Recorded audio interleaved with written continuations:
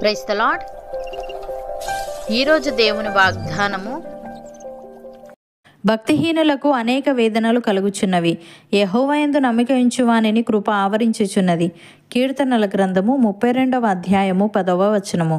సహోదరి సహోదరులారా, ఈ వాక్యం మనిషి జీవితంలో రెండు విభిన్న మార్గాలను మరియు వాటి ఫలితాలను చాలా స్పష్టంగా చూపిస్తుంది.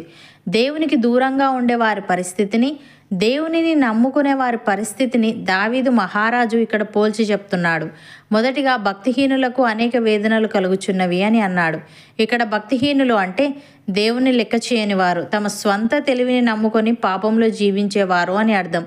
వారు దేవుని రక్షణ వలయం నుండి బయటికి వెళ్ళిపోతారు కాబట్టి వారు అనేక కష్టాలను, వేదనలను స్వయంగా కొని తెచ్చుకుంటారు.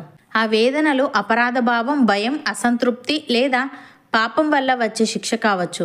ఉదాహరణకు, సౌలు ఇజ్రాయేలీయులకు మొదటి రాజు. ఆరంభంలో మంచిగానే ఉన్నా రాను రాను దేవుని మాట వినడం మానేసి తన సొంత తెలివిని నమ్ముకోవడం మొదలుపెట్టాడు. ప్రవక్త అయిన సమూయేలు వచ్చే వరకు ఆగకుండా తనంతట తానే బలి అర్పించడం, దేవుని కంటే ప్రజల మెప్పును కోరుకోవడం చేశాడు. తద్వారా దేవుని ఆత్మ అతనిని విడిచిపెట్టింది. దాని స్థానంలో మానసిక వేదన, భయం మరియు అసూయ అతనిని పట్టి పీడించాయి. అతనికి నిద్ర ఉండేది కాదు, సమాధానం ఉండేది కాదు. చివరికి యుద్ధంలో ఓడిపోయి ఆత్మహత్య చేసుకోవాల్సి వచ్చింది. దేవునిని విడిచిపెట్టడం వల్ల కలిగిన మానసిక క్షోభే ఇక్కడ వేదన. ప్రియులారా, ఈ వేదనలు దేవుడు కోపంతో వెంటనే ఇచ్చేవి కావు. మనిషి దేవుని రక్షణ గొడుగు కింద నుండి బయటకు వెళ్ళిపోవడం వల్ల సాతానుకు మరియు లోక సంబంధమైన సమస్యలకు తమను తాము అప్పగించుకోవడమే దీనికి కారణం. రెండవదిగా, యెహోవాయందు నమ్మిక ఉంచువానిని కృప ఆవరించుచున్నది అని అన్నాడు. ఇక్కడ నమ్మిక ఉంచువాడు అంటే తప్పు చేయనివాడు అని కాదు, తన బలహీనతలో కూడా దేవుని మీద ఆధారపడేవాడు అని అర్థం. ఉదాహరణకు, దావీదు మహారాజు కూడా తప్పులు చేశాడు, కానీ అతడు తన పాపాన్ని దాచిపెట్టకుండా పశ్చాత్తాపడి దేవుని మీద నమ్మకం ఉంచాడు. అందుకే దేవుడు అతన్ని క్షమించి తన కృపతో కాపాడాడు. శత్రువులు చుట్టుముట్టినప్పుడు కూడా దావీదుకు దేవుని కృప తోడుగా నిలిచింది. అలాగే కృప ఆవరించుచున్నది అని అన్నాడు.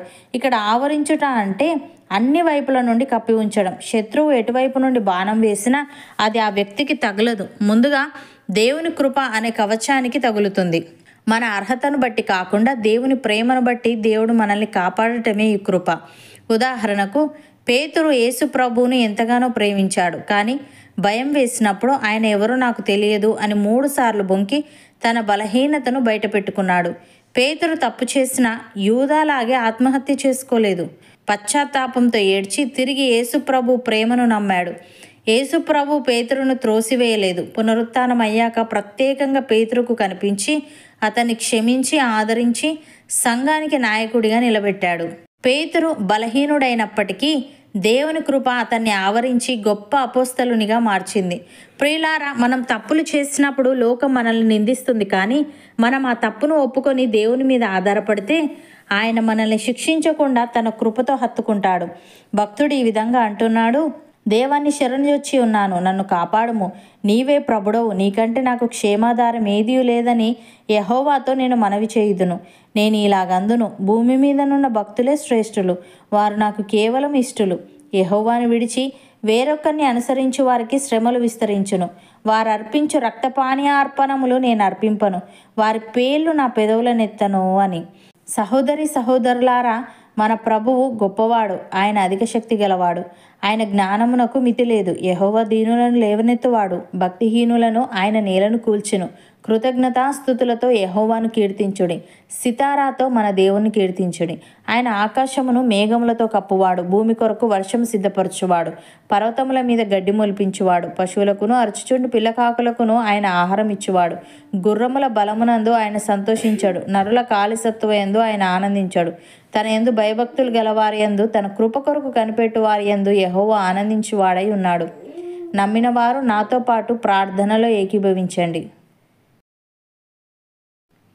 పరిశుద్ధుడా, ప్రేమగల తండ్రి, భక్తిహీనులకు అనేక వేదనలు కలుగుచున్నవి, నీ యందు నమ్మిక ఉంచువానిని కృప ఆవరించుచున్నదని నీవు సెలవిచ్చావు. తండ్రి, నీకు స్తుతులు. దేవా, దావీదు తప్పులు చేశాడు, కానీ అతడు తన పాపాన్ని దాచిపెట్టకుండా పశ్చాత్తాపడి నీ మీద నమ్మకం ఉంచాడు. అందుకే నీవు అతన్ని క్షమించి నీ కృపతో కాపాడావు. తండ్రి, మేము మా తప్పుల్ని దాచిపెట్టకుండా నీ ఎదుట ఒప్పుకొని నీ కృపను పొందుకునే వారంగా ఉండుటకు సహాయము దయచేయమని, నీ కృప మా అర్హతను బట్టి కాకుండా నీ ప్రేమను బట్టి ఉంటుంది కనుక నీకు కృతజ్ఞతలు చెల్లిస్తూ మేము నీ శరణుజొచ్చి నీ యందు నమ్మిక ఉంచే వారంగా ఉండుటకు కృప చూపమని, నీ కాపుదల ఎల్లవేళలా మాలో ప్రతి ఒక్కరికి నీవే అనుగ్రహించమని యేసుక్రీస్తు నామమున ప్రార్థిస్తున్నాము తండ్రి. ఆమెన్.